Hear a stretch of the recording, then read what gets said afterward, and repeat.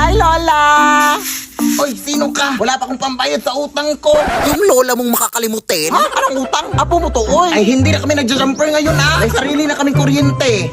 Lola! Ay, apo! Ikaw pala yan! Kanino kang anak? Lola mo rin super proud na proud sa'yo. Nakapagtapos ito ng kolehiyo. Best in MAPE. Nakapunta na rin to ng ibang bansa. Naka-tricycle. Nilakad na din ang apo ko ang buong Pilipinas. Na nakabot. At nakipagsuntukan na rin to sa mga tigre at oso. Hindi mawawala mga horror stories. Matulog na kayo. May white lady dito. Kagabi, may white lady akong narinig na umiiyak. Dito na kasi sila naninirahan. Oh, siya, maraming salamat ha. Ang hirap kasing patulogin ng mga batang yun. Salamat. Oh, mag-ingat ka sa pag-uwi mo, apo. Amimiss kita. Thank you, Lola.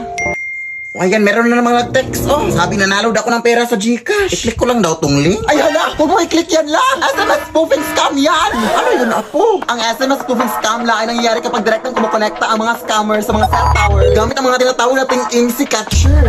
Magpadala ng SMS ang mga ito na nagpapanggap na galing sa mga legit na institution like banks and e-wallets kagaya ng GCash. Ang mga messages na ito ay may kasamang link na kadalasang nagsasabing may problema sa account mo, may mga fake rewards, at iba pa. Tapos may kasamang link. Kaya mag-ingat kayo sa mga SMS spoofing scams ha. Huwag pipindutin ang mga link na yan. Tandaan, hindi nagsasend ng link ang official GCash. Ay, ganun ba, apo? Maraming salamat sa pagbabala. Siyempre, Lola, mag-doble ingat tayo ngayon sa mga scams na yan. Sige na, Lola, mauna na ako ha. Sige, apo, mag-ingat ka.